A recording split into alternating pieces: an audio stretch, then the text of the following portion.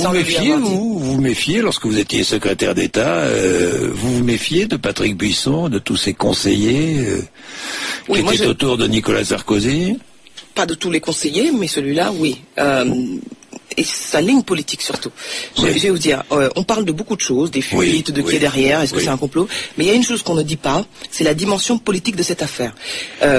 Patrick Buisson est un idéologue en mission, qui a pour objectif, depuis le départ, de faire fusionner ce qu'ils appellent le bloc des droites, c'est-à-dire la droite républicaine et l'extrême droite. C'est-à-dire l'UMP et le Front National. Voilà, c'est une mission. D'ailleurs, aujourd'hui, les sondages d'opinion disent que les électeurs de l'UMP ou les militants de l'UMP ne seraient pas défavorables à une alliance avec le Front National. Ce que j'aurais pensé inimaginable il y a encore en 2007, au moment où je me suis engagé en politique.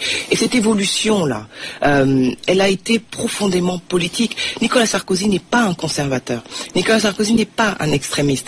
Et la ligne Buisson, l'influence de cet idéologue en mission, a conduit à ce que ce soit la fin de l'ouverture, la fin de la diversité, le départ des centristes. Il y a eu des conséquences politiques avec la présence de ce personnage au cœur de l'État.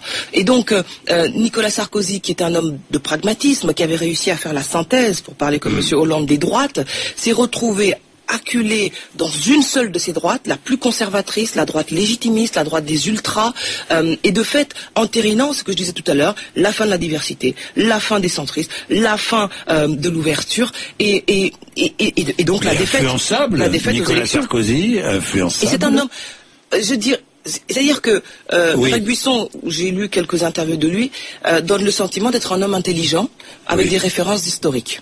Et donc ça peut impressionner. Mais je n'oublie jamais que c'est un homme qui n'aime pas la République. Pour vous, c'est un homme d'extrême droite? C'est un extrémiste? C'est un homme d'extrême droite. Il dit qu'il n'est pas républicain. Il n'aime pas la République. Et quand vous voyez son influence, lorsque l'ancien président, à un moment donné, se retrouve à Longjumeau pendant la campagne présidentielle, il dit que peut-être que le Front National est soluble dans la République. Donc ça veut dire qu'il a eu de l'influence. Mais ce qui moi m'étonne, Nicolas Sarkozy n'est pas comme ça. Et donc c'est ce qui explique que des gens comme moi ne pouvaient pas être dans un dispositif pareil. Est-ce que vous pensez que ça va gêner Nicolas Sarkozy dans sa volonté de revenir? Je pense que quand l'on aime ou que l'on n'aime pas Nicolas Sarkozy, tout le monde s'accorde à dire qu'il est incontestablement la victime de cette affaire. Oui. Voilà. Et donc à partir de là... Il est la victime de cette affaire. Bien sûr qu'il est la victime. Est-ce que ça pourrait l'empêcher de revenir, vous pensez? Non, je ne crois pas, parce que... Il va revenir, selon vous? J'en sais rien. Bon, on peut sentir une envie, mais après... Vous avez dit quand même, fin novembre 2013, sur Nicolas Sarkozy, bien sûr qu'il a envie de revenir, mais s'il revient pour conforter la déprime et accompagner un discours décliniste et populiste à la Patrick Buisson, il n'apportera rien. Voilà ce que vous aviez dit. Oui, parce que ce n'est pas lui. Oui. Ça ne lui ressemble pas. Et moi je n'aime pas les gourous. Et vous savez, manifestement, après cet épisode, il n'y aura plus de Patrick Buisson. Oui. Mais est-ce que le départ de Patrick Buisson signe la fin du buissonnisme? Il faut aujourd'hui faire l'inventaire de cette ligne sein même de l'UMP. Au sein de l'UMP, de la droite en général. Il faut faire l'inventaire aujourd'hui du buissonnisme, en acter la fin, en faire l'inventaire. Et peut-être que la droite, avec ce départ, pourra trouver l'occasion de renouveler ses valeurs ou de les retrouver. Alors Patrick Buisson déclare Ramayad m'a sollicité pour ne pas être évincé du gouvernement en 2010, c'est vrai? Vous avez appelé Buisson pour ne pas être évincé? Non, jamais. Et donc il ment? Oui, je n'ai jamais... Puis pour assister à un meeting en 2012? Jamais.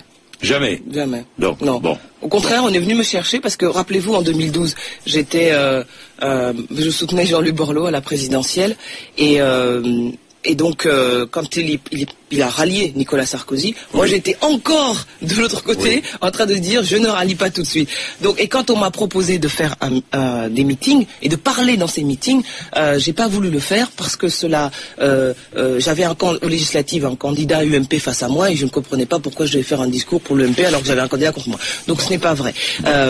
Non, mais voyez ce genre de méthode. Je veux dire, c'est absolument scandaleux. Je veux dire, je n'ai jamais eu cette démarche. Alors, j'ai eu la démarche au tout début de rencontrer les conseillers du président, évidemment, et donc lui, il n'a jamais voulu me voir.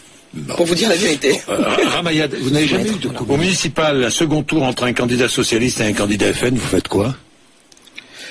Je fais quoi? Je voterai pour le socialiste à condition qu'il ne soit pas un pourri, un corrompu, voyez, c'est-à-dire pas à n'importe quel prix. Sinon, je préfère m'abstenir.